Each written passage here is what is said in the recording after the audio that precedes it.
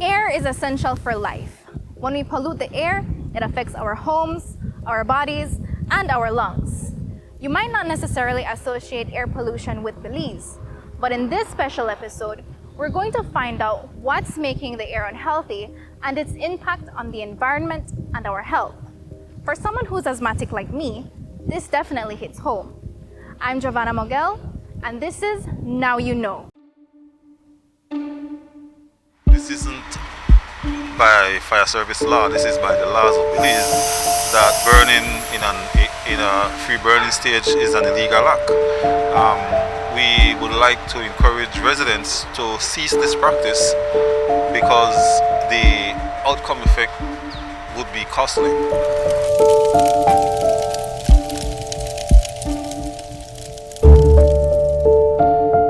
Nobody wants to live in a community that is dirty.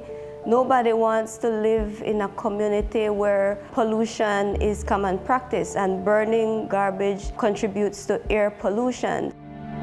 With the humans, it's your health that is affected, and with the environment, it's the health of animals as well as the quality of the air. Visibly, you can see that the air is not clean. It has that brown look to it. And so some of the ashes, or what we call particulate matter, can also deposit on items in your house, your table, your bed, your linen, even if your laundry hanging out to dry. And somebody light up their garbage after her go haul in clothes, or if I know the home and close up on the line after come home and wash again. You just make life a little bit more harder. It's my yard. I have the right to do what I want in my yard.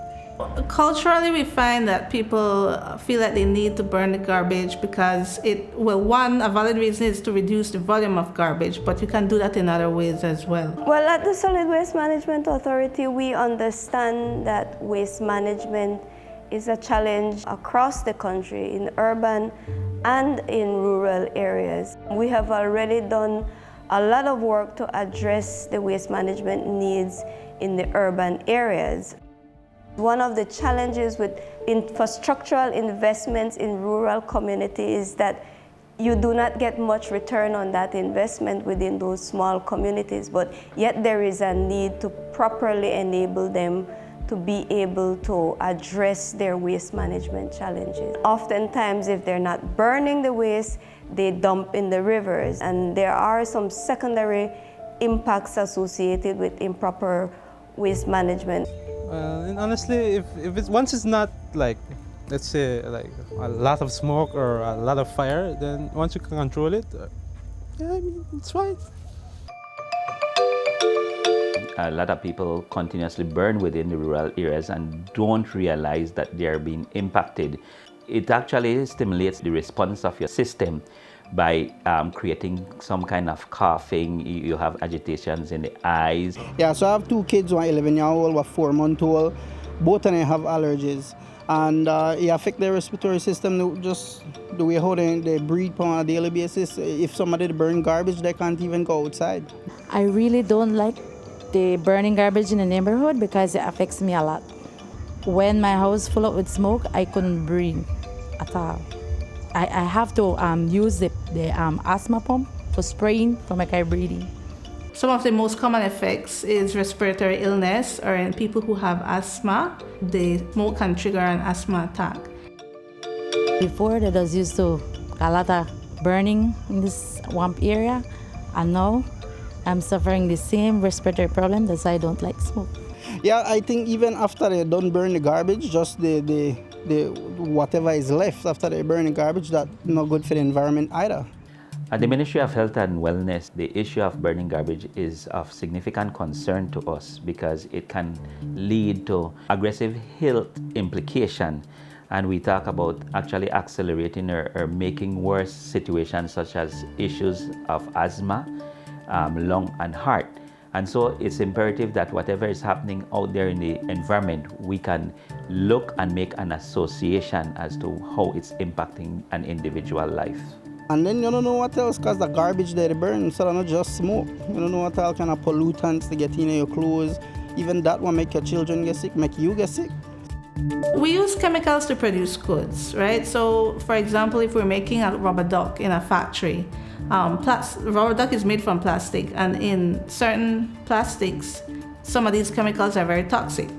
And so when we use the rubber duck, it gets old and we throw it out and we burn it.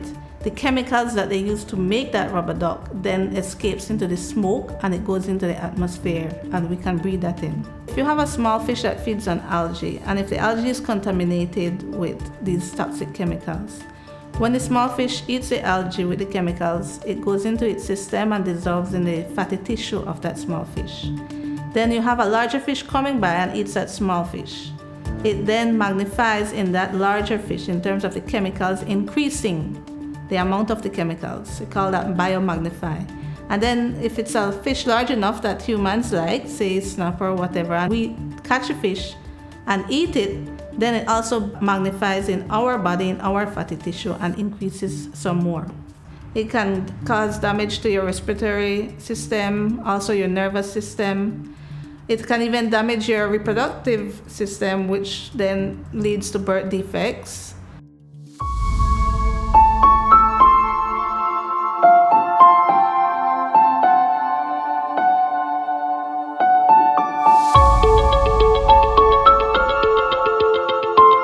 As we've seen, burning garbage is very harmful to our health as well as the health of the environment. And so now we're better prepared to understand why it is important to do our part.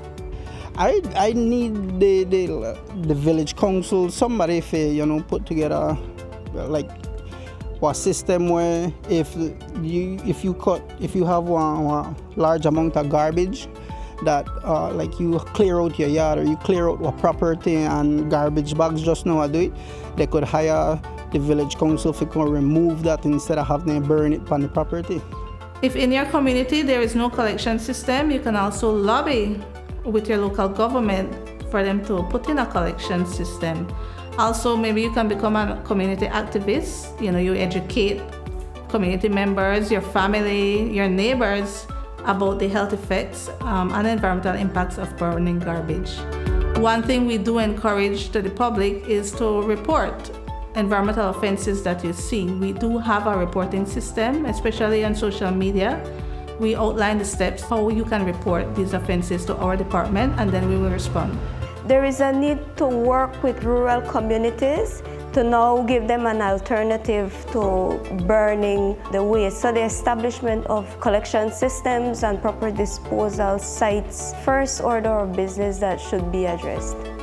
In cases where this is not possible, you're not near a transfer station or the landfill, then it's best that you start to reduce the volume of garbage that you have. So in doing that, you look at ways how you can reuse items, say maybe like a container that you buy butter or whatever from the shop. You can reuse that instead of putting that out in your garbage, and then you eventually burn that. If you produce less waste, you will have less to burn. And so those in itself will create a better environment in terms of disposal. So we'll get rid of it without having the issue of the fumes that are generated during burning. Once that is in place, I am certain that people would collaborate with such a system and they would participate to abate the extended impacts of burning waste within the community. The Department of the Environment is very committed in tackling pollution in Belize, especially air pollution, which is very essential to have clean air for both present and future generations. This is imperative for the entire population. We need to ensure that people are healthy if we're supposed to have a healthy workforce. And this is the only way we can generate income, or the economy can continue, because we need to have people who are strong, healthy, and productive. Visit the Department of the Environment's website to find out more about what's being done and what you can do to help. I'm Giovanna Mogel, and this was Now You Know.